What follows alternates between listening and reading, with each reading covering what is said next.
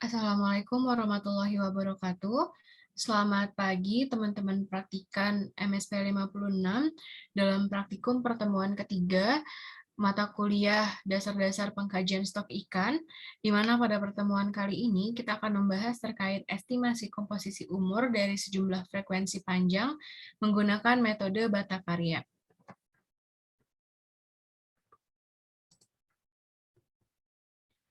Sebelumnya, kita perlu ketahui terlebih dahulu apa itu metode bata karya. Pertama, metode bata karya merupakan suatu metode yang berguna dan digunakan untuk memisahkan suatu distribusi komposit ke dalam distribusi-distribusi normal yang terpisah, yakni bila sejumlah kelompok umur atau kohort ikan terdapat dalam sampel. Dalam hal ini, metode bata karya digunakan untuk memisahkan antara distribusi komposit menjadi distribusi normal yang sudah dijelaskan pada pertemuan pertama. Kemudian, konsep dari metode bata karya dilakukan berdasarkan suatu sampel hipotesis yang ada, di mana dalam penyelesaiannya yaitu menggunakan solusi berupa rangkaian distribusi-distribusi normal yang kemudian membentuk sampel secara total dan memungkinkan untuk mengecek validitas dari hasil analisis. Lalu bagaimana prosedur perhitungan metode bata karya? Yang pertama ialah tentukan suatu kemiringan yang tidak terkontaminasi atau bersih dari suatu distribusi normal pada sisi kiri dari distribusi total. Yang kedua, tentukan distribusi normal dari kohort yang pertama dengan menggunakan suatu transformasi ke dalam suatu garis lurus. Yang ketiga, tentukan jumlah ikan per grup panjang yang menjadi bagian dari kohort pertama dan kemudian kurangkan mereka dari distribusi total yang ada. Lalu yang keempat, ulangi proses ini untuk normal distribusi berikutnya dari kiri sampai tidak lagi dapat diketemukan distribusi normal yang bersih. Artinya distribusi tersebut sudah terkontaminasi. Yang kelima, kaitkan nilai rata-rata panjang dari kohort-kohort yang ditentukan dalam langkah 1-4 terhadap perbedaan umur antara kohort-kohort tersebut atau kohort lainnya. Kemudian kita akan membahas terkait teladan yang sudah dicatat dalam buku catatan kalian. Cara pengerjaan dari teladan tersebut ialah di sini terdapat 3 kolom, yaitu kolom A, kolom B, dan kolom C. Kolom A merupakan L1 dikurang L2, kolom B merupakan N1+, dan kolom C merupakan ln N1+. Langkah pertama yang perlu kita lakukan adalah kita menentukan nilai dari kolom C, yaitu ln N1+.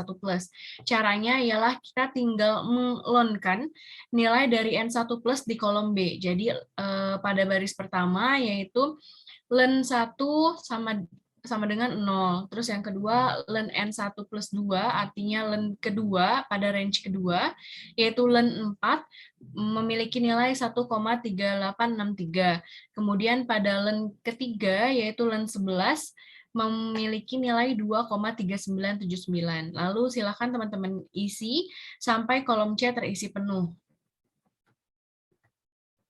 Lalu langkah yang kedua ialah kita mengisi kolom D, di mana kolom D merupakan delta ln N1+, di mana delta ln N1+ ini merupakan variabel bebas, artinya variabel Y. Nah, delta ln N1+ ini kita mencarinya dari selisih antara range kelas pertama dengan range kelas sebelumnya, atau range kelas kedua dengan range kelas pertama, gitu.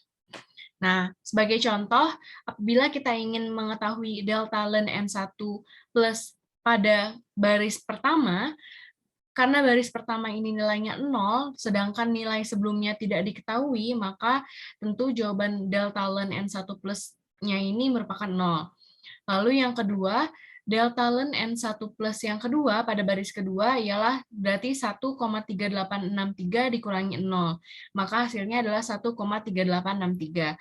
Nah, yang pada baris ketiga, delta ln N1 plus 3 itu 2,3979 dikurangi 1,3863. Kemudian hasilnya adalah 1,0116. Begitu seterusnya sampai kolom D terisi penuh.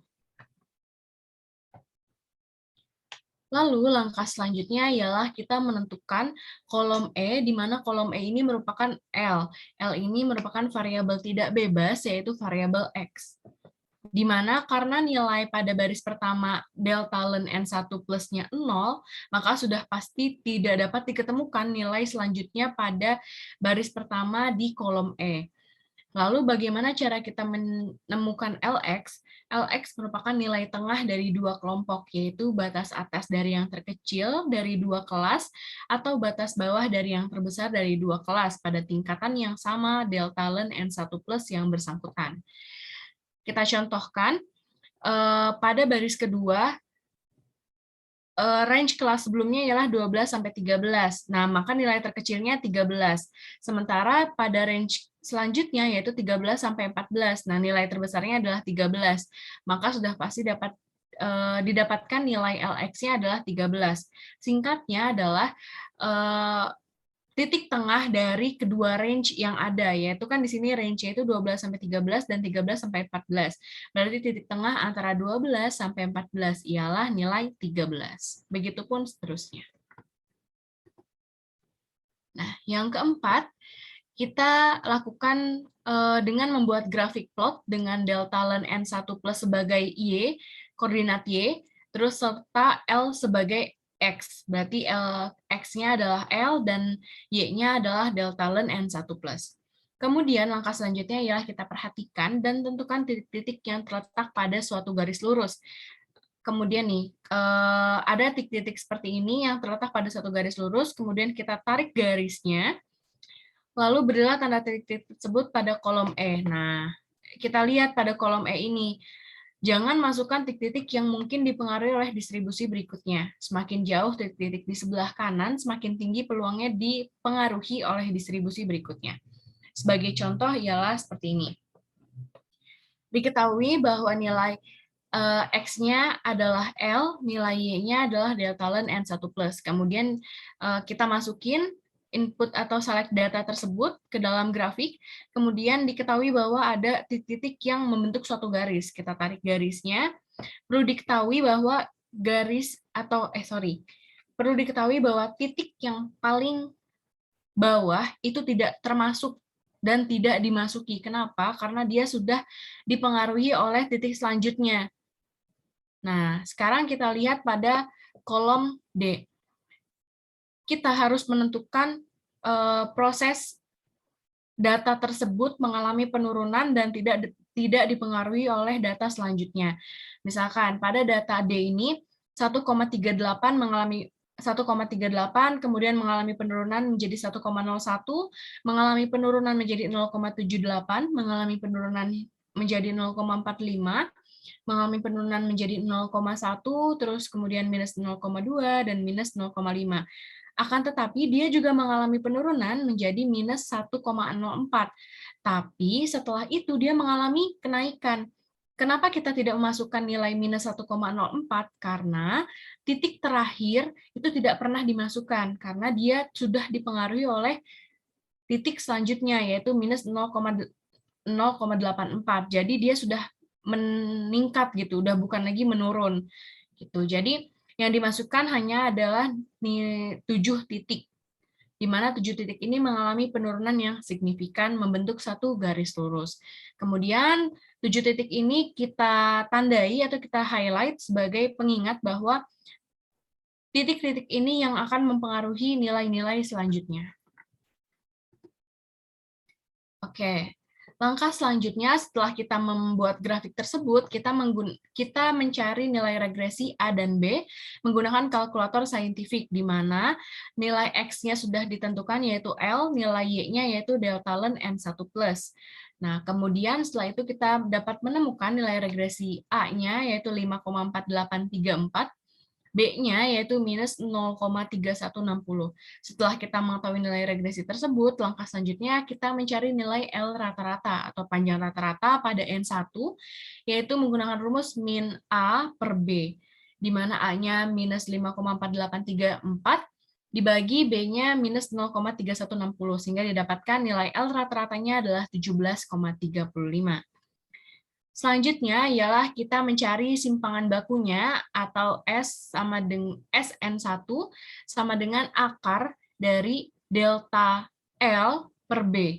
Nah, karena diketahui delta L-nya adalah 1 range-nya, 12 ke 13 kan naik 1, 13 ke 14 naik 1, 14 ke 15 naik 1, maka langsung kita tuliskan saja akar minus 1 per B-nya ialah minus 0,3160. Sehingga didapatkan hasil bahwa simpangan bakunya bernilai 1,7789. Langkah selanjutnya ialah langkah ke-6, kita melengkapi kolom F yang merupakan delta ln N1.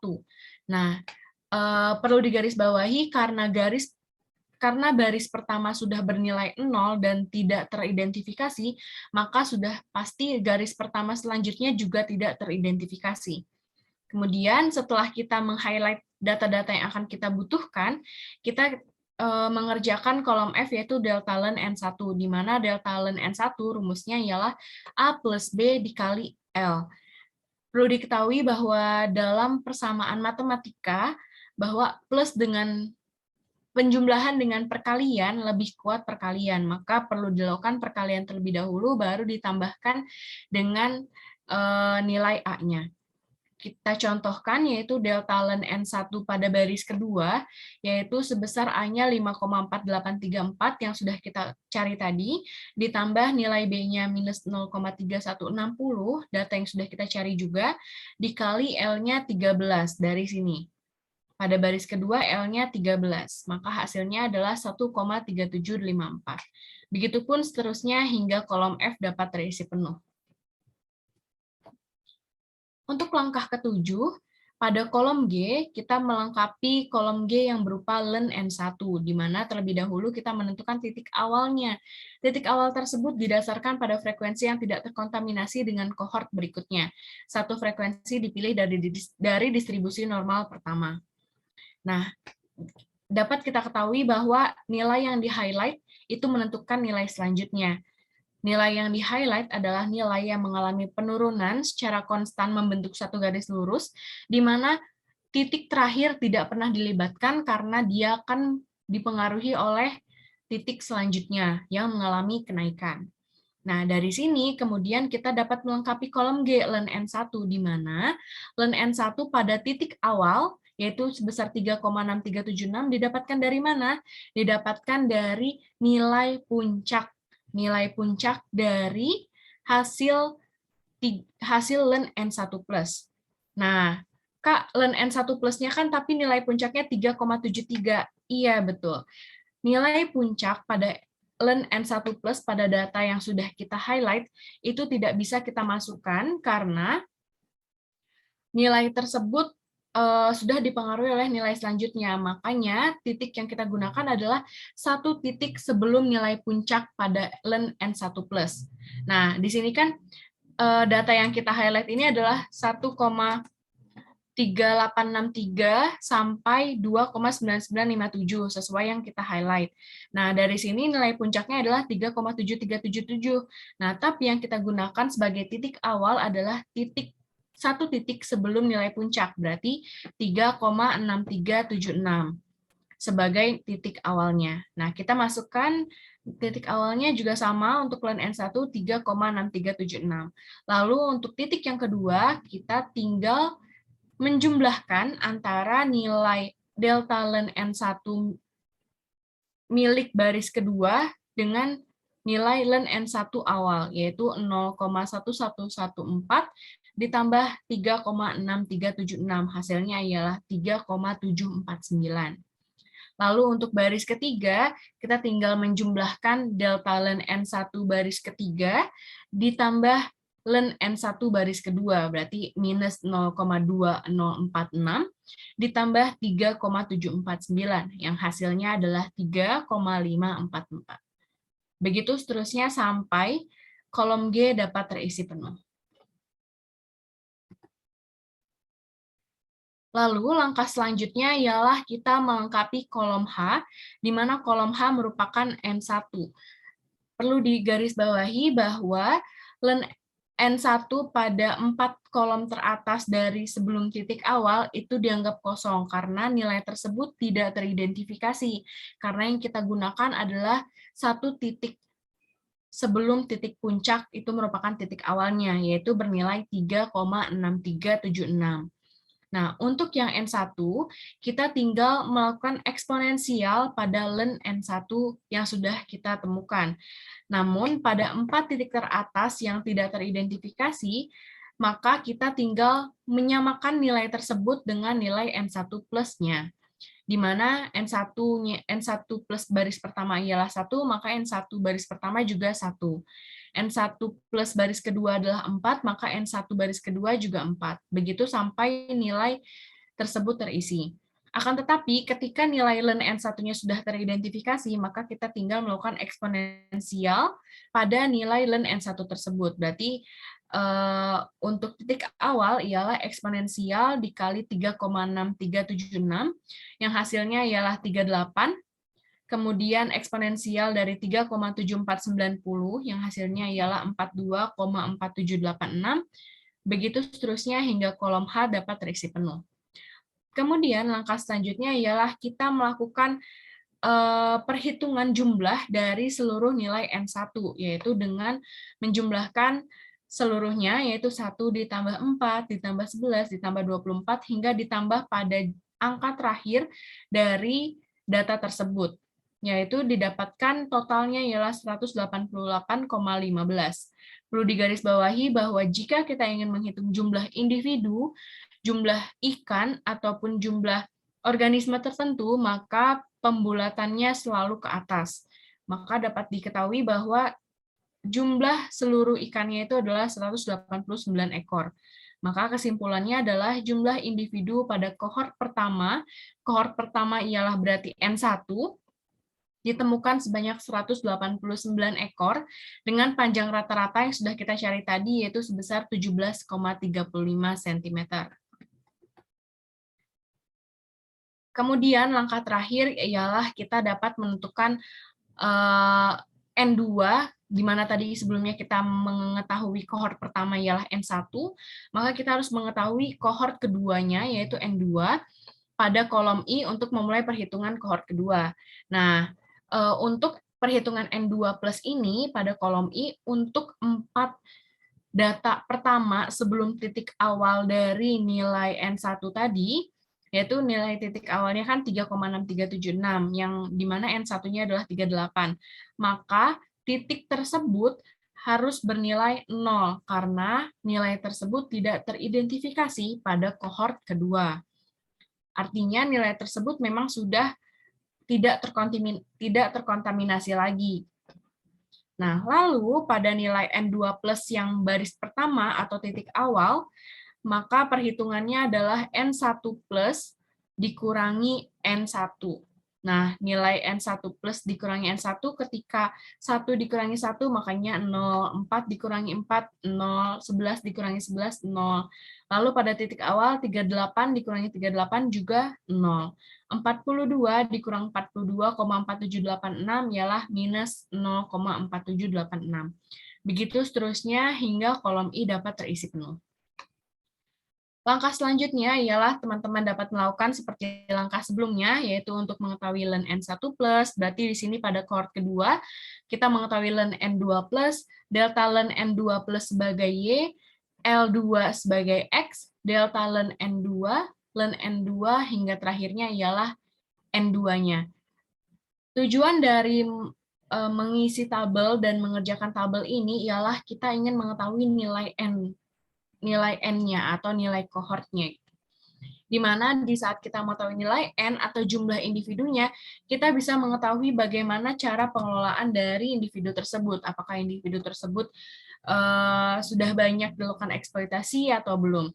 Dari sini kita bisa tahu bahwa jumlah individu pada kohort pertama tadi sebanyak 189 ekor. Nah, perlu adanya kohort kedua untuk mengetahui perbandingan dari tiap kohort pada ikan tersebut. Nah, diketahui nanti selanjutnya ialah jumlah individu pada kohort keduanya berapa dengan panjang rata-ratanya berapa. Begitupun sampai kohort tertentu yang diinginkan oleh teman-teman asisten.